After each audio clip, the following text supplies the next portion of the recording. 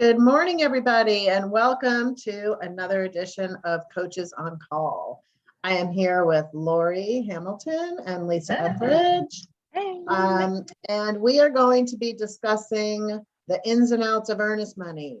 And we're going to end today with earnest money best practices. So welcome, everyone. I think what we'd like to do is, Lisa has dealt with some issues being on the broker support team. So she's going to have some examples today of things that can happen with agents. But I think we wanted to just kind of start with what is earnest money and who can hold earnest money?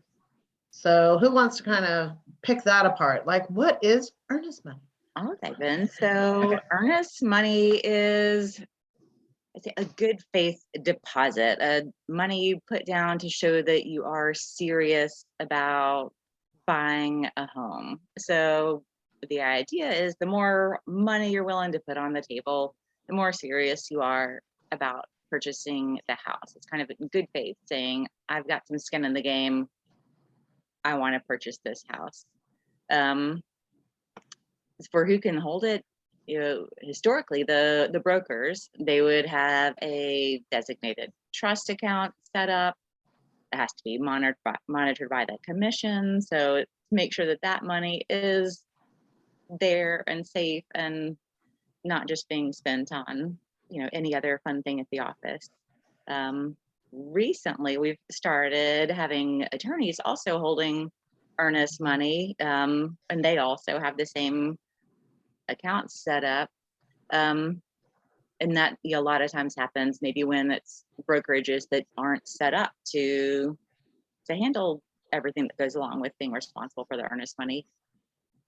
So when attorneys weren't in the mix, if a brokerage was not set up yet to hold earnest money, then the other agent's company held the earnest money. Do you think it ever came up with two brokerages weren't set up to hold earnest money? I wonder if that ever happened.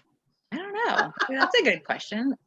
I don't know. But yeah, exactly. Before, if one couldn't hold it, the other one can, because it doesn't matter if it's your buyer, the other office can hold it. It's not, everyone's supposed to be held to the same rules. So you know what I bet happened? I bet brokerages, when they became brokers and the attorney was not an option, I bet almost every broker set it up. And I bet now that there is an option, that's why we're starting to find some of these smaller brokerages not bothering to go through all that has to be gone. I wonder if that's the case. I don't know, but I'm just wondering, because it wasn't a long, hard and fast rule, but they did that. One thing that I do, and I've heard this over and over again, and it just brings me back to the early days when I first got in real estate and Pat, our broker, I hear people saying, well, the earnest money is non-refundable. And I always want to just say to myself, well, you guys take over. What? So what is this whole thing when agents say, make the earnest money non-refundable? Then just take a non-refundable deposit. Don't call it earnest money, because okay, correct me if I'm wrong, Lisa, because I'm not a broker, but earnest money is something that it's for consideration. It's not even like you don't even need it in a contract, so to speak. Of course, it makes your agreement, it makes it more competitive, but just call it a non-refundable deposit, because there are several times throughout the agreement, if contingencies aren't met, if there are any contingencies, it's refundable, and it can go back to the buyer. That's right. And it does, especially if, here we have the due diligence, which is essentially an option contract. So yes, you can just get the earnest money back for, any reason whatsoever during that time. And you've tied up the property and all of that. Yeah, it's absolutely refundable, I think. I did have a seller. It's funny though. I did have a seller, because I was like, when I first got in the business, I remember it was a listing, and I mean, we got like $10,000 in earnest money. I was like, ooh, these people are serious. This, they've got some skin in the game. They're putting up 10,000 in earnest money. And then he's like, okay, like we walked through the transaction, and he was like, well, if they can get it back, why do I care about it? Yes. Which was kind of a good point. I was like, like I really didn't know what to say, you know? Right. So I don't know. I mean, it's not required, but yet preferred, right? Right. It's not required, but it's preferred. And I think if you're using due diligence and have a bunch of contingencies, you know, financing, appraisal, sale of home, all these things, then it's almost not really worth it. It doesn't, they don't really have skin in the game if you have all these contingencies that maybe last up to 3 weeks. So it's absolutely refundable for all of those. You can get, you know, earnest money back.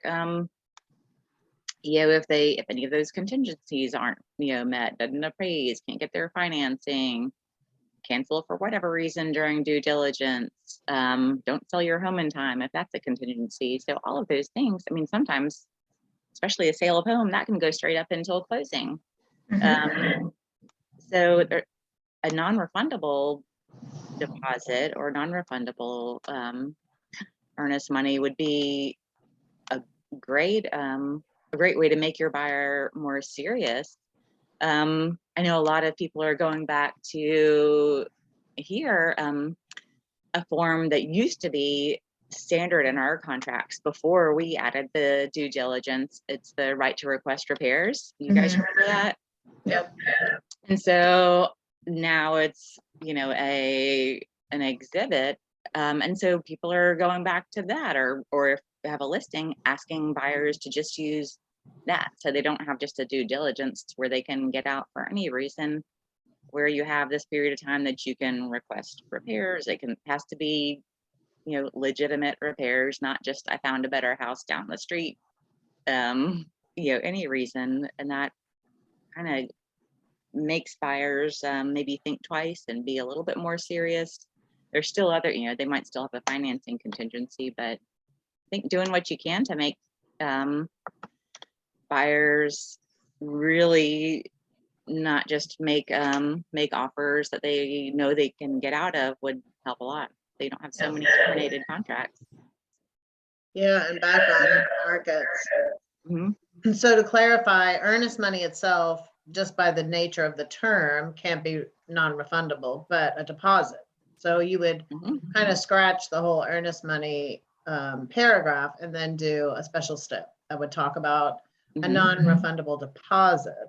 Yes. As opposed. And I remember, you know, it was drilled in our head that if you wrote a contract and you had in there that you accepted or collected $1,000 earnest money, if you didn't have that check or that payment in your hand at the time that contract was signed, you were in big trouble. Yes.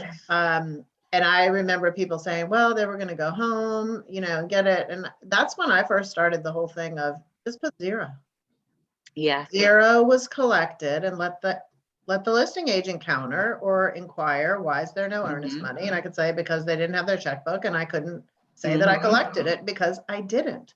Because the purchase and sale agreement is a receipt. So that buyer could walk away and say, I gave it to you. I don't know what you're talking about. Yeah. You know? Exactly. So people need to be really careful. I also remember that the commission and in taking our, you know, different purchase and agreement classes and things like that. And even Pat too, saying that probably 90% of broker issues are centered around earnest money. And that's where most people get in the most trouble, is with earnest money and the way it's handled.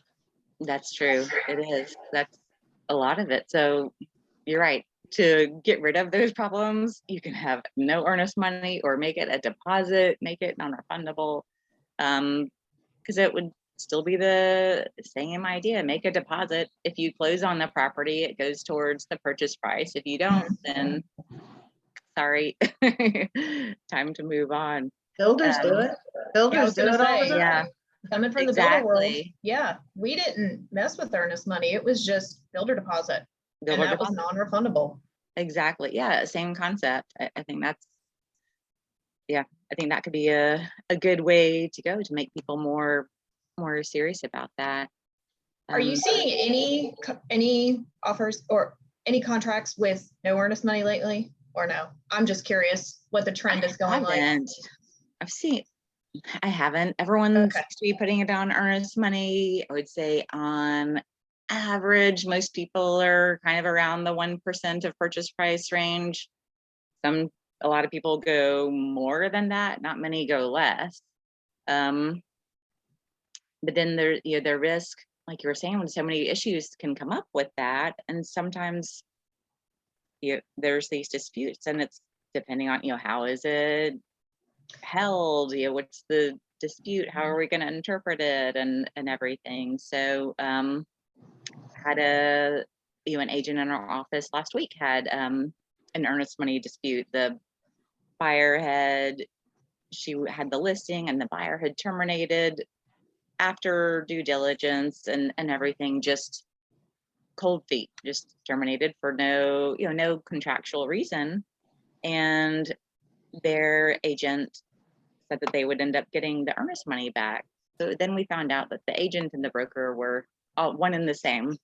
So it was a very small brokerage with just that one person, maybe a conflict of interest. And so at first, they didn't want to do any of the steps that our contract calls for in dispersing the earnest money, giving notice, going through interpleader, any of those steps that the holder should be responsible for following. So we had an attorney even write a legal opinion, and in the end, the other broker just did what they wanted and gave it back, and it was $10,000. It's a lot of earnest money. Gave it back to their buyer. So then it leaves the sellers stuck having to go through a legal battle to get that back. $10,000. That maybe it's worth it because that's a lot of money. But it's a lot of trouble when the holder isn't going to be accountable, when it can get it causes more problems. So was the holder in this case the smaller brokerage, or did you say closing? Okay, it was the smaller brokerage. It was the smaller brokerage. And so this brokerage was just the broker, one person. It was the agent was the broker and the only agent. So so they were set up. They did offer at some point to transfer the earnest money to the closing attorney, asking if that would make us feel more comfortable for it to be held there, which then made us worry, where is it being held now? Shouldn't it be safe and where it is at their office? So it's just being careful. I think there's some new things that have changed. Some of the issues Holly was pointing out about having the earnest money in your hand. Now, at least, most places, and at Remax Center, we can receive the earnest money now, by ACH or wire. So we don't have to drive around and actually get that hard check out of our clients' hands, because that was a true struggle before. So electronically being able to send the money is a huge help. But then just making sure it's received and whoever's holding it to be accountable for it. I think too, people feel if I put up more earnest money, my contract is stronger. And it's funny how I think we just get, we hear something enough, then you believe it, but if you really break it down, like in the scenario you just said, the goal is for the seller to sell the house. And we want a ready, willing, and able buyer to buy the house. And if that doesn't occur, I just want to go find another buyer as quick as possible. I don't want to have to worry. I want to get my proceeds, not a $2,000, $10,000 earnest money check. Like that's not my goal in life, is to try to see how much earnest money I can collect from people. Right. So I think people put like just a crazy emphasis over something that is so small-minded when you're looking at the big picture of what we're trying to help people accomplish. Y'all kind of feel that way too? Or? Absolutely. And in that case, actually, it ended up doing just that. They were able to find another buyer, better offer, and close just a few days later than the original offer was going to close. So happy ending for everybody in the end. I mean, sometimes it's just better let messes up everyone's plans at the time, but just, you're right, let it go. Don't chase that. Work on, you want to close. And sometimes you can be creative and work, and work things out again. Because in the end, most of the time, maybe they still want to, buyer still wants to sell their house, the person buy the house, seller still wants to sell. And sometimes you can say, okay, what bumps are there? How can we fix this and get everybody regrouped and back on the same page again? I mean, You're right, people lose focus. if I think about if I had a buyer who honestly got cold feet, the last thing I would want to do is force somebody into a huge investment that they're not even going to be happy on. Like, that is not what us as realtors should ever want. And I certainly wouldn't have any thought going into it that my client would do that. So I don't think there was any intention like, oh, we're gonna put down 10,000, but then we're gonna cancel this sucker. I mean, like, nobody has that intention. And so I always look to what's the intention. If the intention's not there and just something happened, it's like, that's horrible. Like, my life is not going to fall apart if I don't sell this house, hopefully. And in this market, they were able, it was all a happy ending anyway. So I just think sometimes if we have more of the cooperation between all the parties, sometimes that's like the higher ground to take, and just a smoother road for everybody involved. And spending time on all that. Think about the time and energy for that attorney to write the letter of opinion. And it's kind of crazy. I mean, and we'll talk about best practices when we wrap up, but that's kind of an interesting case. And I think it just gives us pause to slow everything down. When you're explaining earnest money, what it is, what it isn't to your buyer, and even, I mean, you never want to put an idea in their head about having cold feet or something, but I think, explaining to them, listen, these dates are in here for a reason. And so, and you're going to have two sides of it. And I think not setting an expectation with sellers, like, oh, if they cancel, you get the earnest money. I don't think that should ever really come up either. I think it's all in the way we deliver the messaging of what those paragraphs mean to both the buyer and the seller. That's true. Yeah, to keep your seller focused on their ultimate goal, to sell the home. Like you said, you don't have your seller out there just to go and collect earnest money from lots of different buyers out there. You want to sell the house. That's when everyone wins. Yeah, Lori, coming from, new construction, did you guys have like a lot of, I would imagine the non-refundable deposits were quite an interesting issue, or was it not really? Well, so I worked for builders who took both earnest money and non-refundable. So we did earnest money that actually went hard by a certain date, and it became non-refundable. But the non-refundable was usually also for like options and upgrades. So it was like, we're taking some non-refundable for the upgrades that you're putting in your home, and you're also doing earnest money. And if we accepted a financing contingency and they couldn't qualify, they would get that earnest money back. So it was called earnest money. But when they were past that contingency, that earnest money quote went hard into a non-refundable deposit, but it was all credited back at closing. This was just one builder. Not all builders were like that. Some builders are just all non-refundable. I mean, you really just gotta talk to them. Interestingly enough, I'm helping my mom try to find a place, and there's a big national builder, and I went to their community the other day, and I was asking about deposits and things like that. Y'all are gonna, I mean, like, I hit the floor when he told me what their earnest money, and they're calling it earnest money, but I haven't seen their contract. I asked them to send me a contract because I want to see what it's stated as and see if this earnest money is quote non-refundable in their contract. Okay. And they're calling it earnest money. If you're financing, it's $50,000 earnest money. What? If you are paying cash, it's 20% of the base price of the home, which turned out to be like $77,000. Wow. $50,000? Oh my gosh. Non-refundable. I found that out. I was texting all my new construction friends that are still in the business. I'm like, what are your builders taking?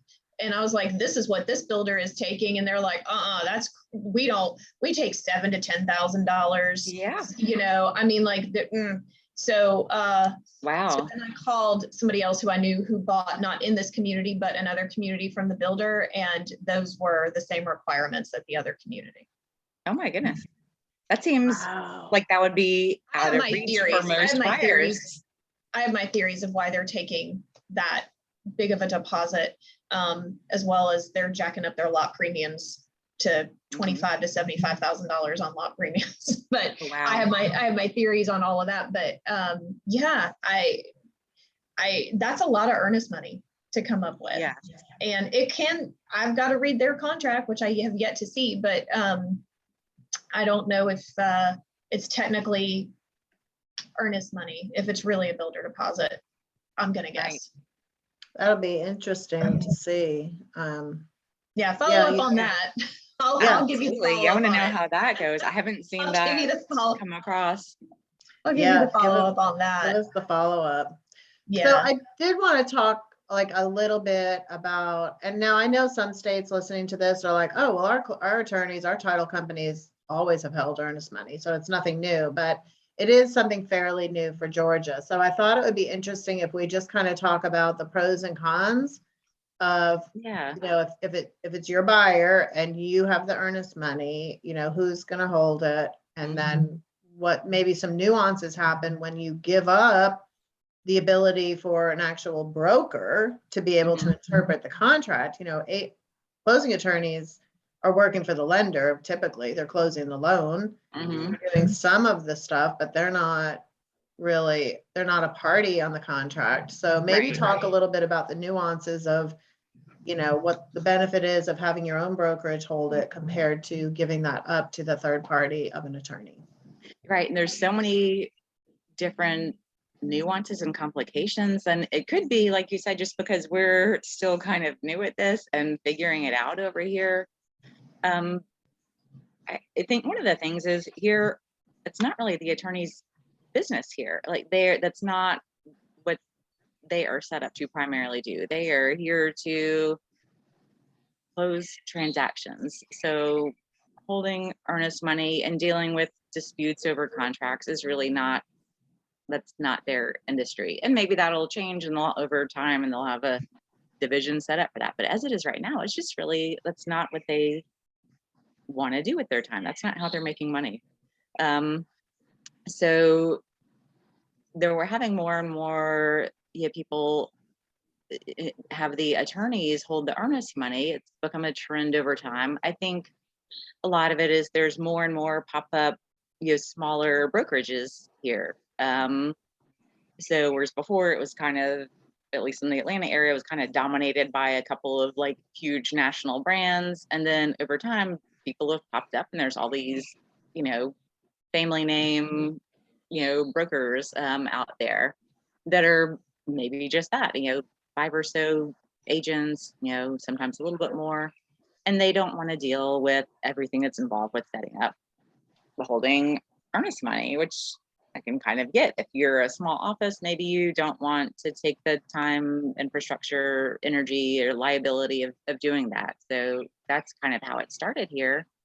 So some of the initial issues that we found with that is that people are just writing in that, ABC attorney is holding the earnest money. But then that ended up being an issue because the way our contract was in Georgia, the attorney wasn't signing any part of the contract. So they weren't a party to the contract, but were being assigned a major role in the contract.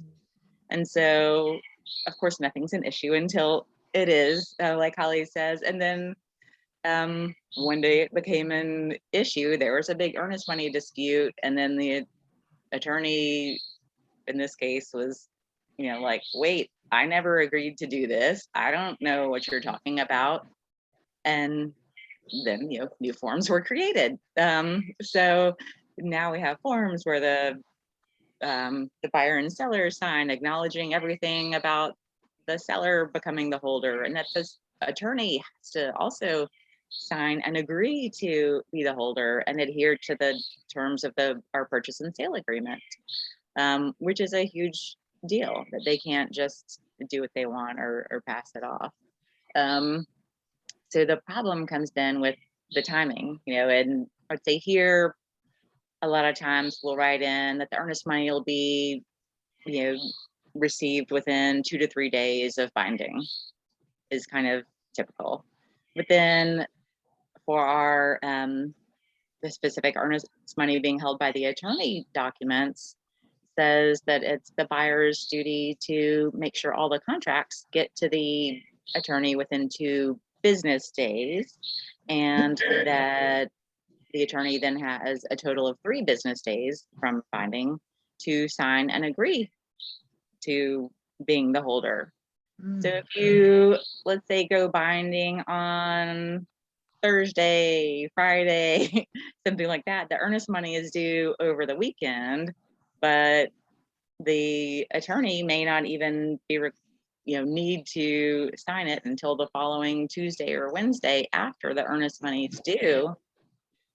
And then, of course, those are the times that things go wrong, when the earnest money is in limbo and it's nobody's job to actually hold it and everything. So it's just, but it's retraining ourselves, because it is new to think about that. Okay, then I need to say that earnest money isn't due for 7 days, which might, freak out the seller initially. But when you look at all the timelines and non-business days, that's probably more realistic.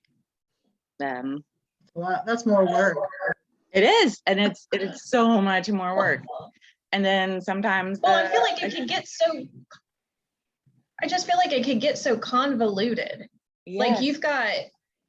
What if you put in the contract 3 days from binding the earnest money is due? So then you've got 3 days, and then you have, but then it also says 2 days from binding, you have to get it to the attorney. So you've got to watch what you're doing on your purchase and sale agreements, and are the timelines running right? I just feel like it's like having a third party. I don't know, like that's just, it's a little convoluted for me. So like, especially when that third party has, they really don't have an interest in hurrying and signing your agreeing to that. That's not their business. But then here's my question, like, like this whole topic of having the closing attorney hold the earnest money, they're like we talked about, they're a third party and they're not part of the contract, so it's the contracts between the buyer and the seller. So they're a third party to it. They're holding the earnest money. And we kind of just talked about, okay, earnest money, what earnest money is, and it's not even necessary in a contract. Like, as far as the best practice, like, I'm just trying to find the benefit in having a third party, really third party hold it. If you're with a broker that's already set up to hold it, like, what is the benefit? Like, what is there something going on I'm just not aware of? Are there requests from clients that are like, no, I have a relationship with an attorney and I'd rather them hold it? Like, I'm just so super curious as to what that is about. Yes. So a couple of those things we'll see. I think the small brokerages that don't have it, if they're working with a buyer, they might be the ones to say, we're going to put it with, this closing attorney. But that's where, as the listing agent, if you have an office that does handle earnest money, counter and say, no, we'll do it.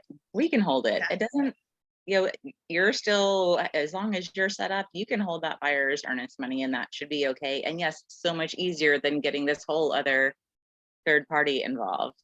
The other thing, like you're saying about some clients requesting, we see that a lot with investor clients that maybe have relationships with attorneys, that maybe they're even out of state investors, and the attorney is going to sign on their behalf, or all sorts of complicated things with those companies.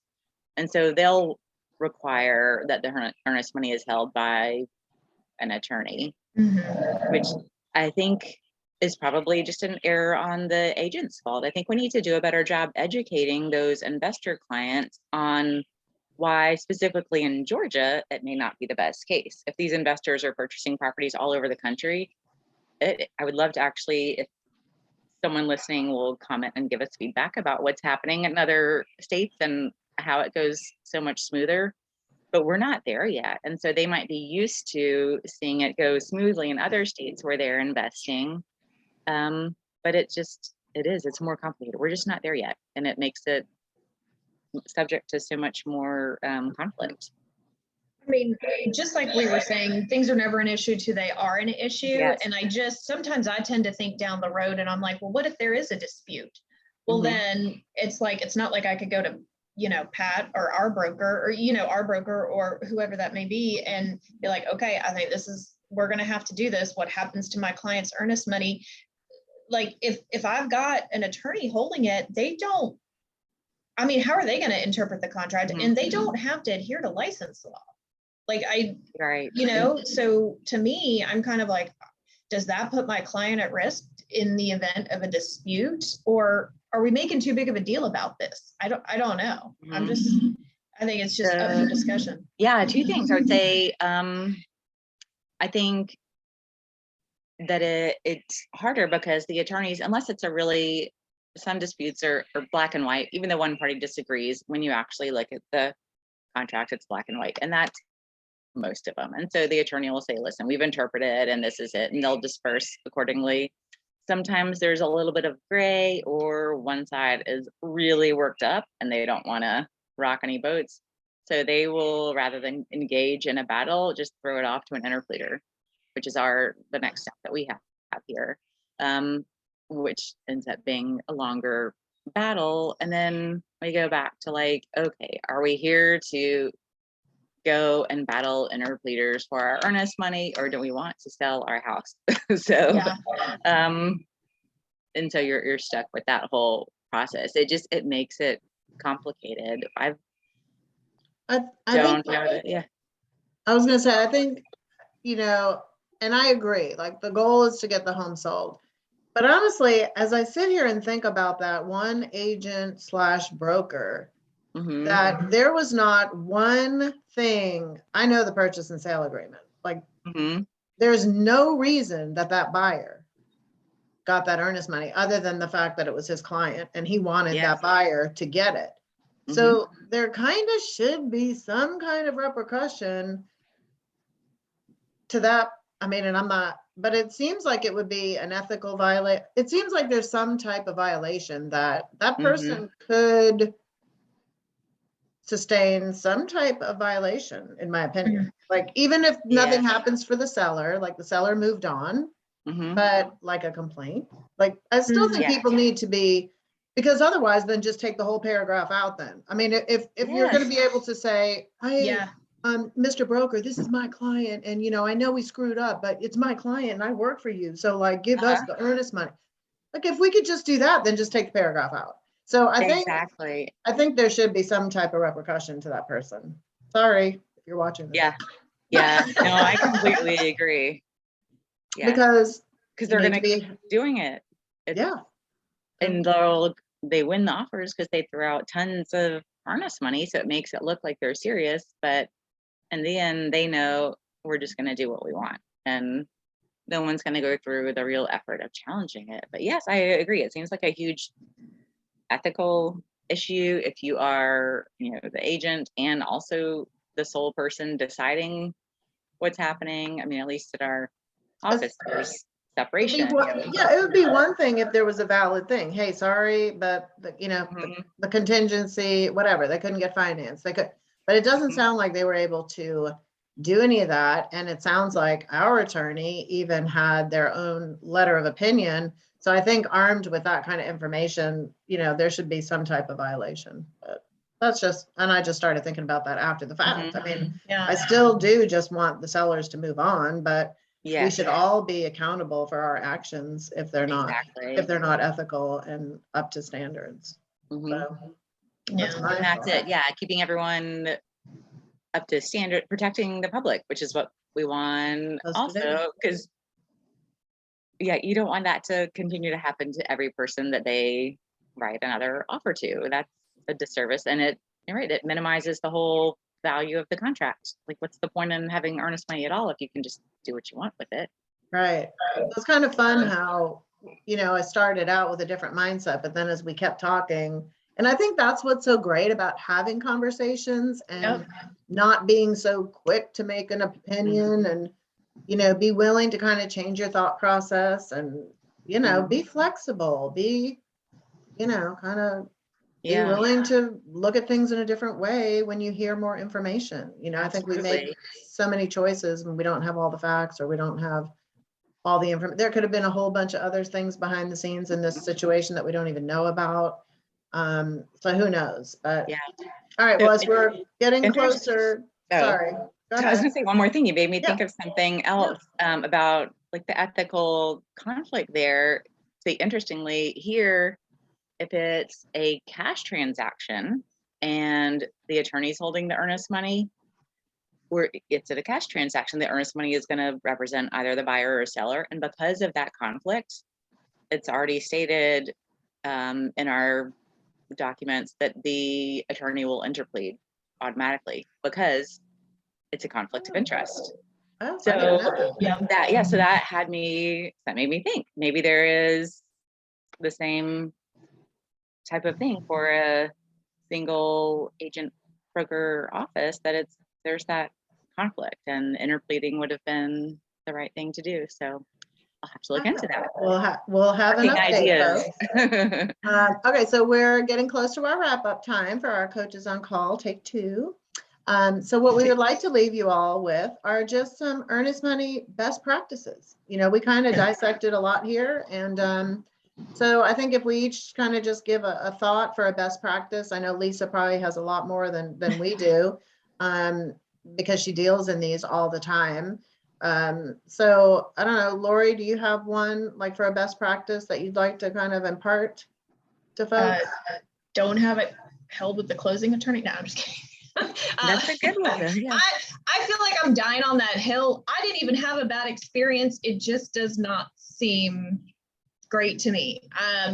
I would say if there is, because I've done this before, if there is, if you're a listing agent and you're representing the seller, if the buyer's agent comes in and says they want to hold it with a third party, counter back and say Remax Center will hold it. Like if you're with Remax Center, if you're with us, or whatever listing broker you're with, see if you can hold it. If they or always ask why. Like, why do you want to have it held with just out of curiosity? Please let me know why you want it held with a closing attorney.